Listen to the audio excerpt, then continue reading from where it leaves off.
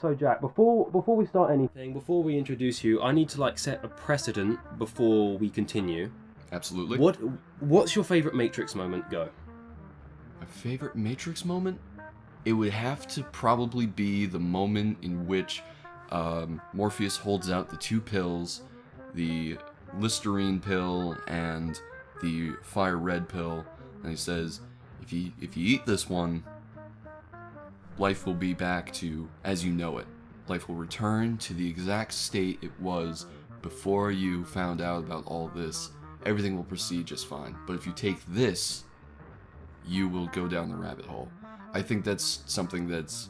I don't know any film that can pull off a quest narrative in a modern sense, but that's exactly what it is. It's the choice to remain a nobody, a faceless nobody, or be the hero at great risk to yourself. So that's probably my favorite Matrix moment. Or the part where they're running on the trucks. That makes me laugh. Sick. Yeah, sick. Fucking sick. Alright, that's good. So there's a reason why I asked this. So, Mr. Jack, you're an actor. I'm an actor. You're an actor. That's how a lot of people I know you. But I found out you're also a writer. I am a writer, yes. You're a writer for a website called That's Not Current. That's correct. That's not current.com. It wasn't actually very easy to find all of your articles because a lot of them were buried in a year ago, and you use a pen name. So, Mr. John Farrell, if that's even your real name. You are so close to finding out the truth. Be careful. My actual name is John. Yes. But I go by Jack. So it actually is your name. Okay, sick. Right, so you only wrote articles for 1 month. Well, I wrote for a couple months. The deal is, some of the articles that you've seen, perhaps in your research, are mine and mine alone, but I also worked on group collaborative pieces with the TNC staff. So sometimes you'll find, like, I mostly worked on buried credits because I love that kind of thing. And the essence of buried credits is you take somebody who's really, really famous, and you go back and you look at all their underrated movies and you decide whether it was a good performance, which is buried treasure, or if it was a bad one, and that's buried trash. And I love doing that. I had one where we did Steve Buscemi, and you think Steve Buscemi, you think one of your favorite shows, Boardwalk Empire. Hell yeah. You think Reservoir Dogs, you think Randall from Monsters Inc. Absolutely. You barely ever think about him in Spy Kids 2, or maybe you do. But I did a big write-up on that for the TNC staff, and there's plenty of more articles just like that, but for the most part I wrote independently for the better part of a month, and then I got a little busy, so I ended up doing more collaborative pieces so I could still contribute, but still, retain some factor of independence. And then all of a sudden I found myself like, I haven't written in a while, and my computer has forgotten the admin password, so I can't really post anything anymore. The group chat seems to have gone ghost. The whole thing felt like a ghost ship at some point. So is it just like a WordPress thing then? Yeah. Oh, right. That's fantastic. Yeah. So it's interesting that you bring up the Spy Kids thing, because I think that's been a lot more popular in recent days, because Mr. Buscemi, he steals the fucking movie with like one line. Absolutely. The line about God hiding because he's scared of what he's created. Yeah. How poignant, just for this movie where like CGI thumbs walk around. There's these villain called the Floogies. There's like weird hybrid CGI early 2000s animals. It's a Robert Rodriguez film. Why would you import that kind of religious imagery? I mean, what kind of asshole uses religious imagery unironically? It's not even that. It's just that's such a dark, grim quote, which is like relevant in many contexts. But it's just not for kid spies. Not for I can tell you that. Spy Kids. Well, I mean, it's a show about child labor, but other than that. Oh, whoa! How'd you figure that out?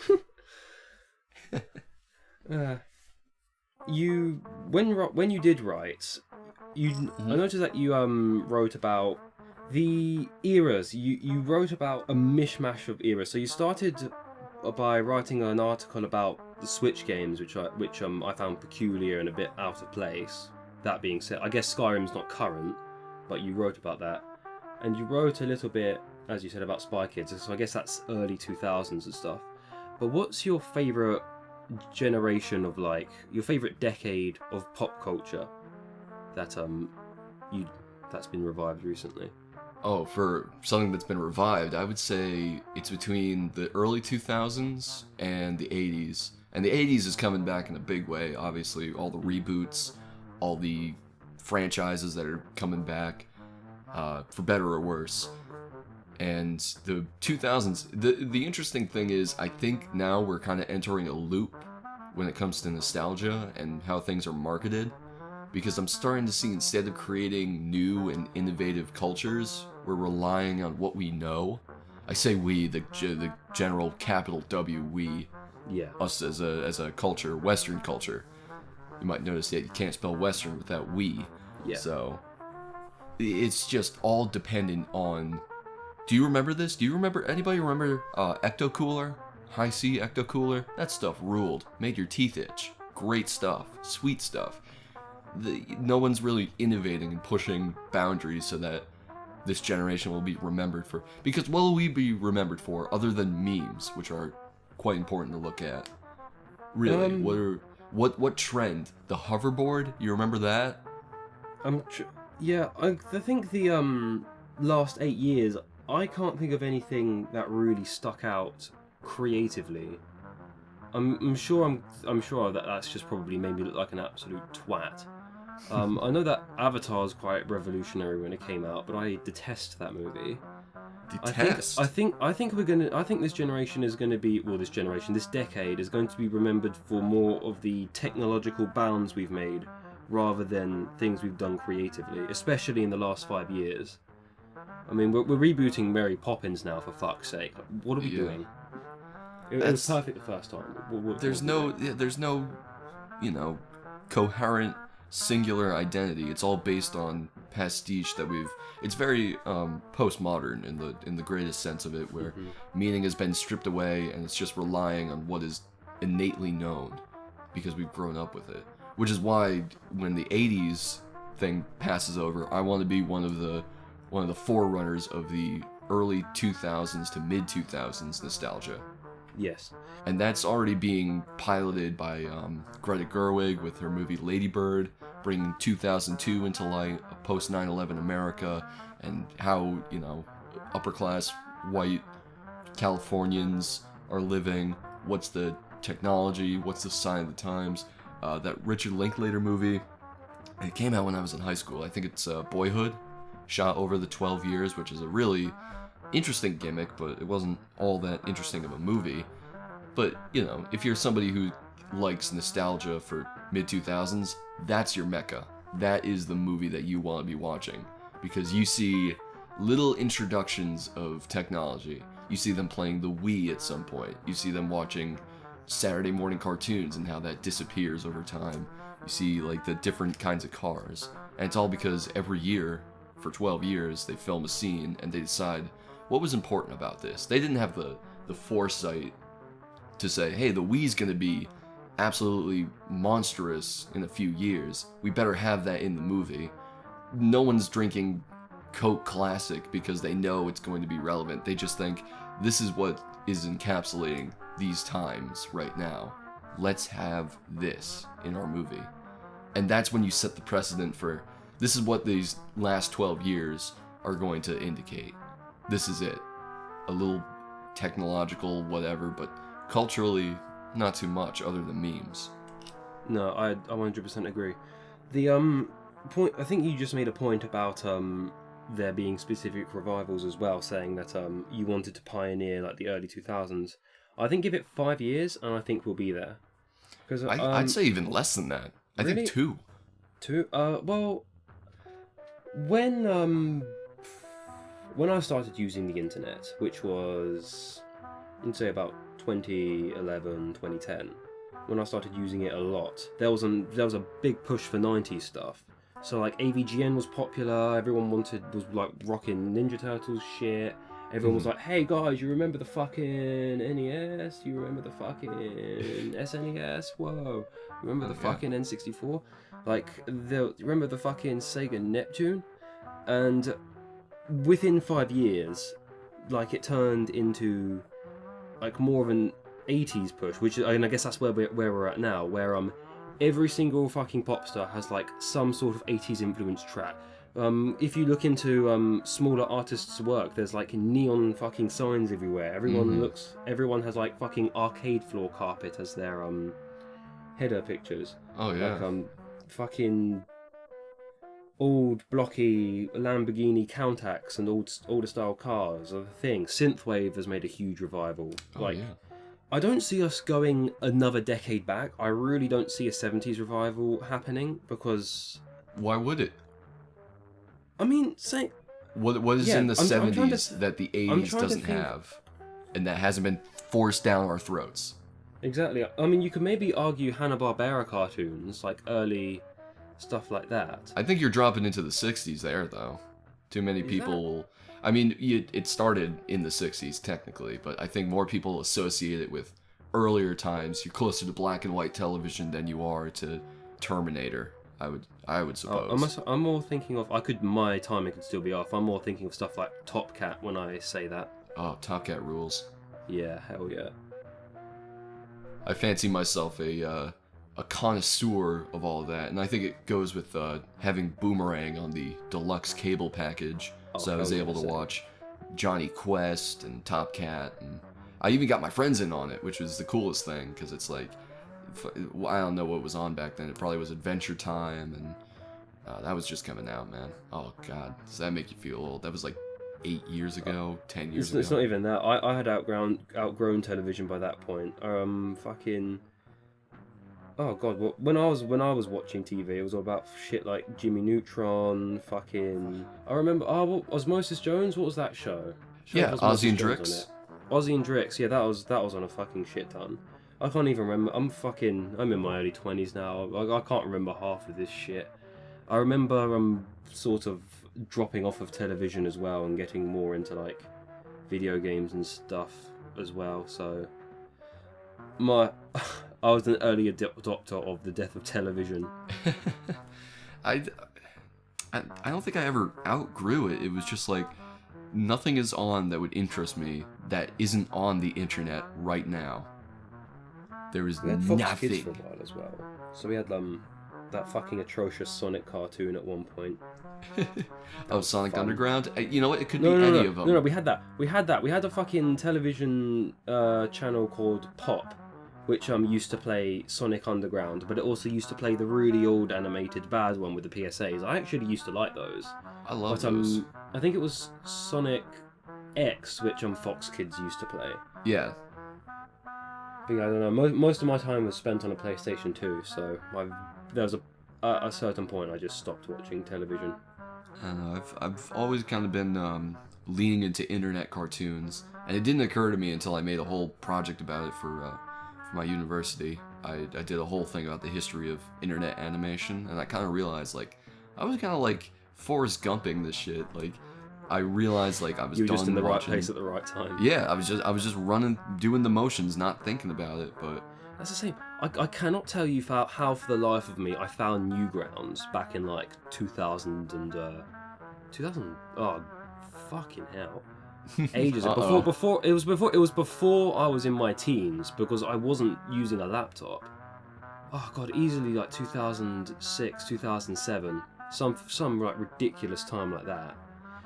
Yeah. Like I just sort of found, you know what it was? Actually, no, I was playing Miniclip, and I probably searched for like more Flash games, and that's how I found it most likely. Yeah, you're a Miniclip guy. I stood for addicting games because I read about it in Nickelodeon magazine, so I was like, yeah, this place, it says everything. And I think I played Indestructo Tank, and that was a Newgrounds predecessor. No, for me it was all about Motherload and this and shit like that. Fucking loved Miniclip. Oh yeah, baby. There you go, man. I mean, where has Flash games gone other than a distraction? Are there still like big online Flash community? I know Newgrounds is still up, but yeah. Congregate is still going as far as I'm aware, so there must still be a market for it. I think most people nowadays, if they want to make a monetizable project, I think people nowadays turn to like putting things on Steam with just how easy it is now. Right. So I'm not sure I don't think kids, and especially with free. Oh, actually, no, the App Store, of course. Like the fucking App Store is probably where a lot of small games developers are going nowadays, with just how much shit there is on there. Almost certainly, yeah. Yeah, absolutely. That was my thing, man. I always wish I was as cool as those animators, because they had fans, they had hundreds of whatever's the little reactions. They got 5 out of 5, and I'm like, I could do that. And I think a lot of people wanted to do that, and they looked at Newgrounds for an inspiration, and that was even before YouTube existed. Mhm. You know, I think I was into Newgrounds when I know that I was on Google Videos for a bit, but like when I was looking at all this stuff, there was a simultaneous point where I was on Newgrounds looking for stuff on Google Videos, and what's this YouTube thing? Oh, this is harder to use than Google Videos, and I didn't like it at the time. Oh boy. Man, and that was back in the 5-star days, right? Yeah. 5 stars, yellow sub buttons. It sucks because a lot of videos from that era you can't find now. Oh yeah. I remember the first internet video I ever watched, and I've not been able to find it. It's a video of these two. It's meant to be like a horror video of these two kids in their garage, and they get into an argument. So one kills the other with like an axe, and then cuts his leg off. And I remember it specifically because when he cuts his leg off, you can see like the Heinz tomato ketchup bottle spraying blood onto their fucking garage floor.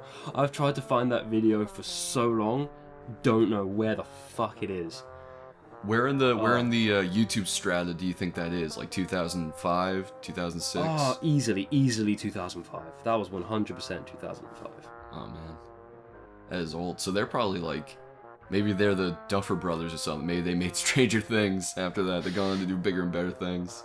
Hell yeah, that would be great if that was the origin story. Oh man. You said that you wanted to be those people. What did you make? Did you make anything around that era? Because I know that I made some shit which I disposed of as soon as I found it. I don't think I made anything. I remember being really into like wanting to voice act, and that's heavily influenced my life, because even though I've only done a few small projects, including body acting for Sparky, like just working on impressions and figuring out how to do accents and listening to people and, you know, actively listening to find out how they speak and what makes them tick.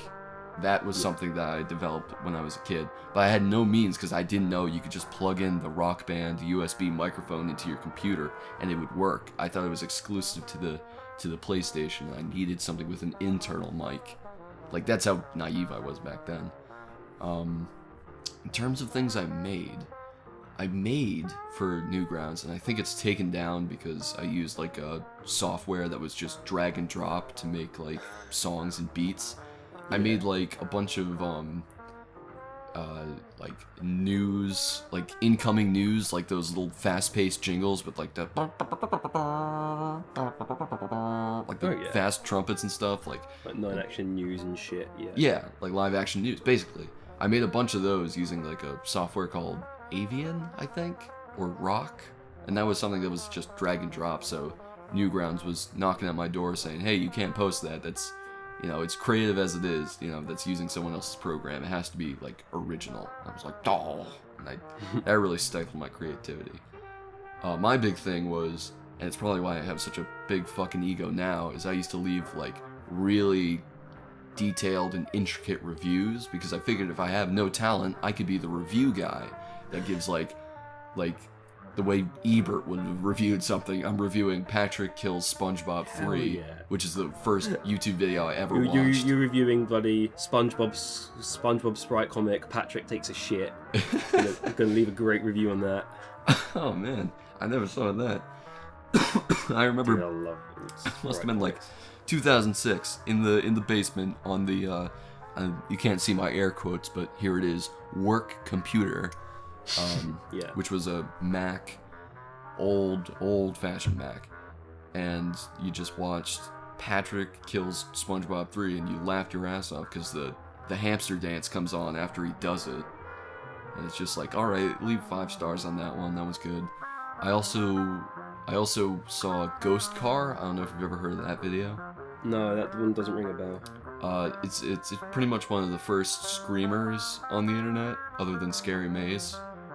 And it's like a car driving on the countryside, it disappears behind a hill, it starts to come out, and then a face jumps in from the right, and it screams at you. And I think it was like a commercial for a energy that drink. one, yeah, the one where it's like, the one where the description is like, these people were recording a Toyota car commercial, but then they notice something on the screen that scares them. Yeah, Watch, and what happens is it real? next? Decide for yourself. Watch. Oh my god, I remember, like, That fucking video. jumping out of my seat, like, wah! My friend laughing at me. Ugh. God. One of my favorite YouTube videos from that generation is no longer available. I have it downloaded because I went on like a fucking treasure trail for this shit. Mhm. It's a video that I saw in like 2006. It's called Hitler Campaign, right? And the video, it's a comedy skit of a guy who's running for class president, but his name is Gary Hitler, and he's just he's just a massive idiot who keeps on accidentally making himself look like a fascist. So it's like, why would you use the word blitzkrieging to advertise your campaign? It's a strong word. Like, it's just, I remember I really like that. And I remember the way I had to, could not find it for years. And the way I eventually found it was, I went on a article reviewing the video on like some fucking blog spot from 2006. Oh man. Clicked on the video in the YouTube embedder to get to the original page where it said this video has been taken down. Copy and pasted that, went to the Wayback Machine, put it into the Wayback Machine, and thank God, because YouTube used to operate on Flash, the Wayback Machine had downloaded the video, and then I could use an in-browser downloader to pull it out. Oh my god. That was a fucking... Oh, I was so proud of myself that day. What a save. Yeah. To bounce back to something you said earlier, you said you mentioned that you worked on stuff other than the things you've done for Sparky. So Yeah. Do you want to elaborate on that a little bit? Sure. So there's a few projects that I've had hands in writing, other than what I've done for Sparky1J or Sparky Games on YouTube. I'm currently working on some independent stuff, but in terms of collaborations, obviously I'm working with you on this, and I'm also working on 2 campaign writings things. And it's quite hard to explain, but the elevator pitch is this. It's a D&D campaign with 2 different stories at play. The first one is like a military futuristic campaign, and it's being written by my friend. I can't say his name here, but it's being written by my friend, an IRL friend I've known for many years, and he's talked about for many years, and now we're getting it done. And essentially it pits all of us, like, as characters in this campaign, as we rove through the desert. There's these Dune-era technologies that keep us hydrated so we don't have to worry about that. Keep us satiated, and it's all about carrying out these missions with D&D style combat. So essentially we have these D&D sessions that go for whatever, 3 to 4 hours. We get that edited down to maybe 20, 30 minutes, and my friend Andrew, that would be his name, and I said I wouldn't say it, but I guess I have to. He will animate those segments and kind of bring it to life, and we have character models, we have all that. I can actually post some stuff in the chat if you'd like to see what that's all like, and you can edit it in later, maybe right here. Yeah. Boop. There it is. But anyway, we've got this campaign running, and we've already had a few episodes recorded, and basically my job is to do my voice in post, which is, and it's kind of funny because there's a little bit of parody with it, because, you know, it's just a bunch of guys sitting around a table rolling dice or looking at their phones, at their stat sheets and whatever. But in the animated thing, everybody's buff, everybody has the one-liners. One of our friends sounds like Arnold Schwarzenegger. It's just like, yes, that is exactly what we're looking for. That's exactly what you think in your head. This is what you see. So that's just one of the projects I'm working on. And the other one is an independent one between my friend, another Andrew. Why do I know so many Andrews? We are working on a podcast together, which is called The Big Why, which is when we look at the most asked philosophical questions of all time, and we, just 2 stumblebums who didn't study any of it, try to wax poetic about it. Essentially, that's kind of like a commentary on people who think they know what they're talking about, but they really don't. What you end up getting is something that might speak to you, but it's not really saying anything, which is really the hidden genius of it, because it means we don't have to do any research. So those are the collaborative projects that I'm working on. That's cool. As of right now. So you also have some ties to Game Chops, which Yes. for those who don't know is as far as I'm aware, it's a YouTube channel which uploads video game related remixes and music. Yes. Everyone watching this has definitely seen it, especially if they have played Undertale at some point. I think that's what it's most known for. Yeah, that was a big resurgence, and it was around that era that I got involved in the whole thing too. So. Yeah, do you want to detail some of your experience with that, if it's anything you can talk about? Yeah, absolutely. It was a very interesting thing. It's something I talk about very often. I've probably told the story 100 times, but what's one more? Essentially, I went to a convention.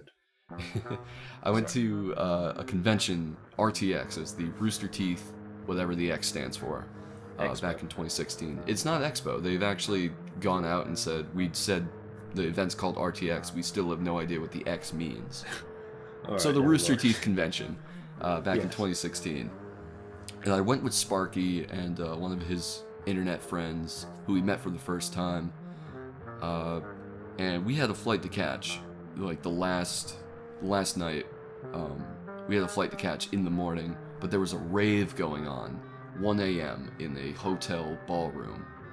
And it's like, man, we gotta catch a flight, but kind of want to go to this. This would be really cool. And he's like, yeah, man, let's go. I'm like, all right, let's do it. So we go, and the guy that's DJing is none other than DJ Cutman, who is somebody I've heard of. Obviously, I've seen these videos before, and I didn't really know who to attribute it to. I didn't know it was a label at the time. I thought it was just a guy called Game Chops who has his friends get featured. Not so. So DJ Cutman's up there, he's spinning, he's wearing like the Mega Man gear, people are body surfing, he's having a great time. And you hear all these Undertale remixes, Pokemon remixes, Mega Man remixes, and then he plays like normal stuff too, but it has a little Game Chop spin on it. So it was like Turn Down for What, Tsunami, like all the club rave favorites that you stumble out to at 2 a.m. when you've had a few too many Pilsners. You know, it was just such a great variety, and I was like, my God, this is amazing. If you haven't seen Sparky in real life, you will want to see him dance, because he lets everything go. Everything. Oh, is he a fucking maniac on the floor? He's a maniac just on the internet. On the floor, he's a menace, like he's a tornado. People were like circling around him and clapping. I can't even make it up. I think I have video somewhere. If I have it, I'll post it. But oh my God, with his permission, obviously. Yeah, he was going nuts. Like somebody, they have those rave glove things where the fingers light up, and they literally gave up their gloves and gave it to him and be like, here, man. And it looked like a flash grenade in a circle of people, because he was just going absolutely bonkers. And I like to dance, but I'm very conservative. I'm a very like shoegaze kind of dancer. But the music was so loud, it got everybody together, like 100, 200 people, over max capacity. We're dropping through this hotel floor if anybody like jumps at the same time. It was amazing. He was throwing, and DJ Cutman was throwing dolphins, like these inflatable dolphins, out into the crowd, body surfing them. 4 a.m. we get back to the hotel, our voices are gone. We can't talk to the Uber driver who's like, oh, you went to a video convention? Do you see any girls dressed up like Laura Croft? And we're like, yeah, my son. Like, completely dead. And I'm like, that was the most fun I've ever had in like a club scenario. Like, I gotta find out what this guy does. And I went on Facebook and I found like the event video, and I saw me, which was embarrassing, but I also saw Sparky just in the corner screaming, which was great. Of course. So I gave his page a like, and it was fate, because that very day he posts a thing saying, would you like to become an ambassador and work with Game Chops? And I said, yes, that would be so amazing to be part of this. So I applied. I gave him a sample of my writing, and it's an email that I still have saved, and I have like the little priority exclamation mark on because I never want to leave it. He said I was a very gifted writer, and he'd be very pleased to have me as part of the team, as the ambassador team. And I'm like, wow, this is the first job that, like, at least per the internet, and I would have many more later, including what I do now, where I get to express myself and be part of a team and write these pieces and sit in on meetings and be part of something greater. So that's where all that started. It just felt so, like, fated. It's like, what is this, a movie? Get me out of a Hallmark movie, man. This can't be real, but it was. I was going to ask, so the ambassador team, is that just someone who reaches out to artists to get them to collaborate, or...?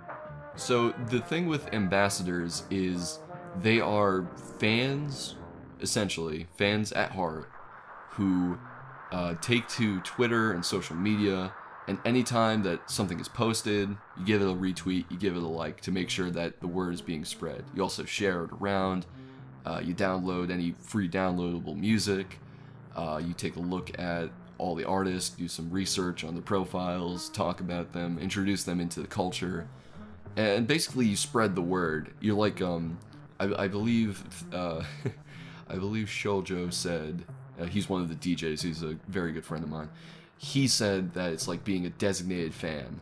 Like, you're the fan for real, but it's your job to share and like and make sure the word really goes out. So, of course, you have the hundreds of thousands of people that are just retweeting because they love the music, and then you got a small devoted team of, you know, us little guys spreading it around and making sure people can see it. And I always retweet, like, in the theme. It's always the stuff that I like. I mean, it's really hard to find something they've made that I haven't liked, but it's all stuff that I think other people would really enjoy. So, Undertale remixes, the Pokemon remixes. Of course I have my favorites, and you can go through my Twitter page to find them. Just absolutely stunning how much content they make and how quality it is. And they do so many collaborations between other artists. I don't know, it's just such a gift to work with them. So you're spreading the word to the fans, not necessarily finding new artists to get onto the platform? Not initially. One of the things that I was kind of responsible for, and it's the reason on Discord my name is Jack the PR guy, is I would go out and find people, like, there's a speedrunner called TGH, stands for The Guitar Hero, which is a little misspelling of OE, and he used to make wonderful, wonderful music. And I don't know if he wanted to do it anymore. I reached out to him and I'm like, hey, we're making a label here if you want to be part of this and do some submissions and stuff to get more out of your music, more people coming to you. And he's like, I'm a speedrunner for good, but you know, I'm happy that you offered me this. So I would do that sort of thing. I would also sit in on, like, meetings, of course muted to make sure I didn't spittle all over something good or something important. So when there was we released Spin Dash 2, if you've heard that, it is a Sonic fan album with a compilation of different artists, different collaborations, and one of the artists, T. Lopes, actually got picked up by the team at Sonic Mania, which is a fan game turned actual game. Yeah. So he did all the music for that, and it was just such an amazing thing. Like, I didn't get to talk to the guy all that much, but just to, like, be like, oh yeah, we're gonna put the word out about you, and the word actually goes somewhere. Somebody out there is listening and saying, yeah, this would be good for our game. And then it turns out to be one of the best Sonic games in, God, what has it been? Like a decade since like a good one? Yeah, that wasn't a spin-off? Yeah. So you have a good history of reaching out to noteworthy people then. If we're going to bring this full circle, like a fucking Ouroboros, you, when you were doing stuff for That's Not Current, you reached out to In Between Games. Oh, yes. So just for a bit of context, I can't remember what the game was that you were doing stuff for. It was All Walls Must Fall. That's it. All Walls Must Fall. And did that get pushed? Did that get pushed around a lot? To start off with. Well, when you say pushed around, do you mean just like in the media circus, or? In the media circus, yeah, because I'd imagine that'd be quite a big thing. I would say so. I mean, the article really, I think it's my either second or third most popular article behind the Nintendo Switch article that I wrote. It was something that I had put together because I saw they had liked the page, the official That's Not Current Twitter page. And I was like, this could be interesting because they're verified and they're creating actively. So I reached out and I said, hey, your game sounds really interesting. It involves the spirit of the 1980s, and it's also sci-fi, and it has this sort of dystopian element to it. Perfect fit for our website. Do you want to do an interview? And I couldn't believe it when they were like, yeah, we'd be very happy to, you know? Just send us some questions, we can fire away, we can do audio, we can do email. Email's a little easier because not all of us are native English speakers. And I'm like, yeah, that's perfectly fine. Write up the questions, and they answer them beautifully. I was like, whoa. I'm talking to a video game studio. And in between games, these guys aren't slouches making pixel art. Oh, they're innovators. They are people that are pushing forward the genre of top-down shooters, of where dystopian narratives can go. And I still get emails from them every now and again when they do press. And I always want to do like a retrospective 1 year later, where has this game ended up, and then maybe a review. Because of course I bought the game. They gave me a developer key, but I bought the game because I was just awesome. That's you know, good. I got I was gonna say you'd like to follow it up, but unfortunately you don't have the WordPress password. I didn't. Well, I didn't, and now I've refound it, and I can write anytime that I'd like. I just want a good prompt to come up because it was, as you said, when I wrote the Switch article. That was only because we had just the Switch hype was real, and we really wanted to capitalize on that. So when we heard that Skyrim was going to be coming to the Switch as a speculative game, I was like, why? It's like it's almost 10 years old. There's, other than the mod capability, which won't be available on the Switch, why would you? And then I kind of did some research, and I'm like, oh, I get it. Because it's not really about the game, but it's proving what the Switch can do. Skyrim is a massive open world with great narrative and all these and you can play this on a handheld. That's like the ultimate dick measuring contest right there. It's like, oh, your Xbox overheats when you play Skyrim, huh? Hey, that's kind of funny. And you pull out this iPad-sized thing and you just play Skyrim. Like, that's exactly what it is. It's no Witcher 3. It's more like a PSP. Oh, yeah. It's a widescreen PSP with Nintendo party support. It's like, how can you lose? That's like the ultimate display of dominance. It's like the thing you used to run in like 2011 on that Jasper motherboard that would heat up and blow up your house. No. We can do that on this thing that's as thin as a notebook. We can run that. How big is the cartridge? It's as big as like little Chex Mix. The little Chex Mix. You can spill out like 2 of those things, stack them on top of each other. Bam, Skyrim. Entire worlds captured right there. It's like, how do you even come up with that kind of thing? That's why it was so important that they wanted to release Skyrim for the Nintendo Switch, because it's proof positive that Nintendo can do these things. And also rare third-party support. It's not a FIFA. It's not an NBA Jam, though I wish it was. It's Skyrim. Goddamn Skyrim from Bethesda. And it means what else could be on the Switch? Absolutely. And another thing you wrote on their website, which was certainly current at the time, was your Emoji Movie article. Yes. Now, Luke, bring this back around again, because we talked about we detested memes a little bit earlier. But Christ, that's such a good fucking article. Oh man. Like the I'm sure I'll find a way to link it somehow, but the article headline is it's fucking perfect. Sony Pictures made Patrick Stewart look like a piece of shit. They did. It's fucking great. It really did. They really did. I was really hoping that Patrick Stewart would die, so that the role that would chronicle his legacy would be shit from the Emoji. Oh man, that would be the worst way to go. Just all right, I'm playing this. I'm gonna put my daughter through college, or one of the theories we had, because technically it's a community piece, because I was in the Facebook chats and I linked it. I'm like, what the fuck is Patrick Stewart doing? Patrick Stewart's off the goop. We have to put him back in that wheelchair so we can do Logan. Like, holy Christ, why would you do that? And somebody said that as a Shakespearean actor, because he's classically trained, you have to take any role that you're offered or that you see, and you have to bring your own character into it, and that's the only way to get better as a classical actor. So that was a theory. We also had a theory that he needed to put his daughter through college, and he knew the Emoji Movie would make bank despite its quality. So, theorized that might have been it. But can you imagine recording the last line of poop, which I'm sure is like, that's a wipe, you know, or whatever, and just dying?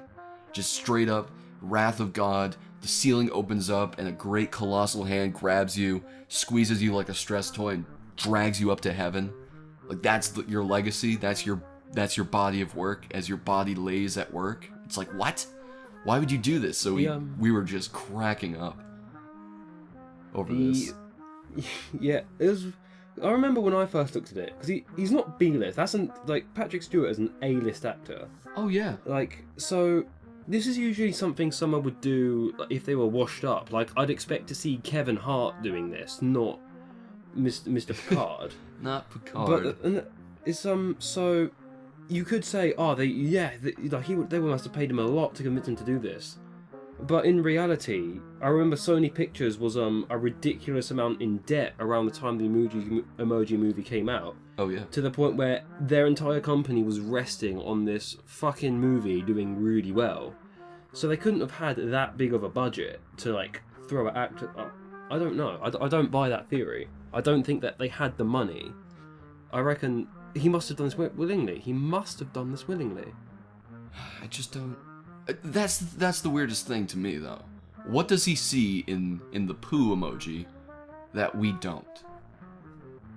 That we little pea-brain peons, what do we not see? He must have seen something.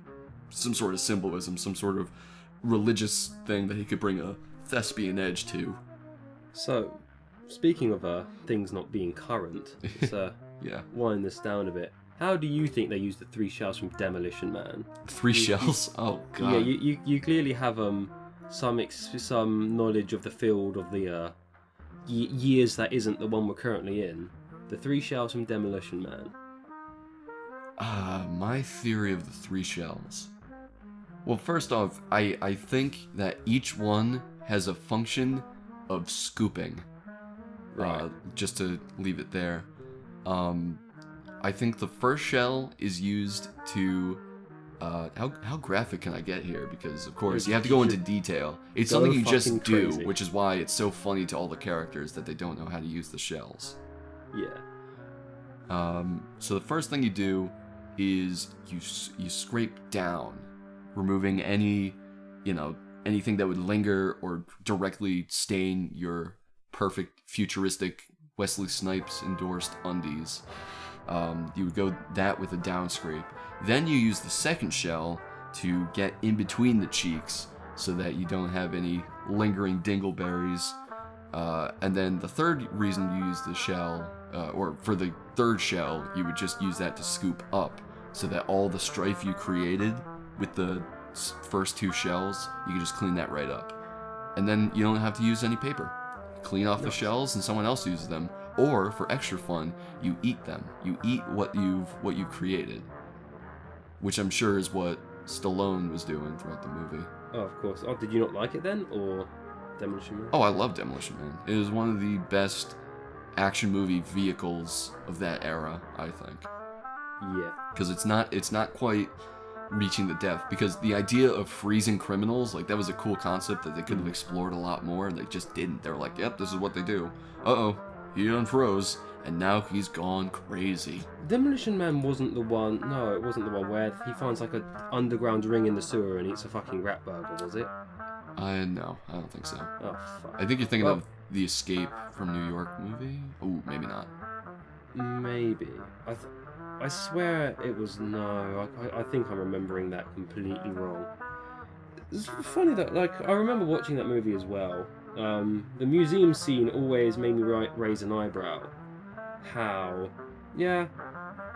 We've banned everything that's bad, but we're gonna leave fully operational loaded weapons in the fucking museum for everyone to use. To be fair, they're primitive weapons. That, they're primitive weapons. It's like, oh, this is bygone. Like, it's like if you went to a museum and you saw a flail, you wouldn't think about just cracking open that case and start swinging, because it's like, this is medieval. Okay. I'll be taken down instantly. Situationally, the method for deactivating a firearm for display nowadays is to take the firing pin out and solder the pieces on the... Oh, sorry, not solder. Weld the pieces on the inside so it's not operational. Right. So they must have, like, picked these up from some war or something and just decided to crack them in there.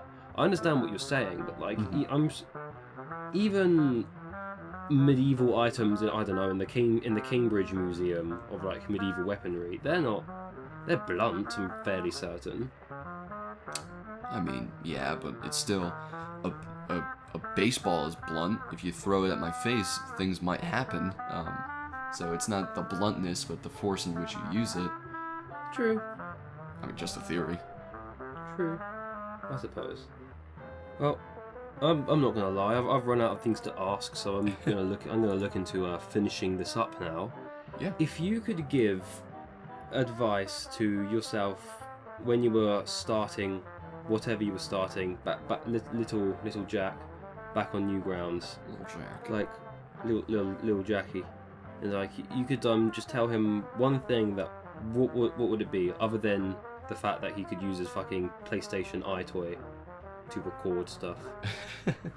I guess the main piece of advice is don't be afraid, they're just people. I think I had a problem with idolizing animators, because now that I've done all this work, I've done work with big studios, I've done work with conglomerates, I've done work with labels. They're just people. And it's something that I've always had a problem with, approaching people who have some name or recognition. I think I just overthought it as a kid, and even now. I'm sure you've seen the picture on Sparky's server when we went to PAX East together, and I wanted to get a picture with the guy who was, he's like a professional cosplayer, and he was dressed as Geralt. And people just kept walking in front of me, and I wasn't aggressive enough to approach. I was just like, oh, I'll let them have their turn. You know, he's a famous guy, and I just kind of overthought it, and then I ended up walking away, because I was just like, man, I'll never get my turn with this guy, with this dude. I don't know, I was just too nervous about approaching somebody who had a name to him. So what I ended up doing was hovering around like some kind of nobody, when I should have been doing a somebody thing and taking that approach. That is something that happened recently. Back when I was a kid, even worse. Every day, I would go through the motions of looking at YouTube and being like, if I ever met this guy, I don't know what I would do. Now I know what I would do. I just talk to him like a normal human being. And I think if I knew that earlier, I could have gotten into all this earlier. Maybe even before there was a competition and a real market for it. I think I could have gotten that done. I think I could have honed in this voice and talked to people as if they were people, and maybe made some really cool friends and really cool connections earlier. I think taking off the veil of these people, I can't talk to these people. They're internet celebrities, they're regular celebrities, they're the heads of companies. If I had abandoned that way long ago when I was still watching Patrick Hill's SpongeBob 3, I think my life would have been a lot different, and for the better, I would think. Okay, well, thank you for joining me, Jack. Of course, thank you for having me. And thank you for listening, and thank me for hosting. Yes, everybody clap.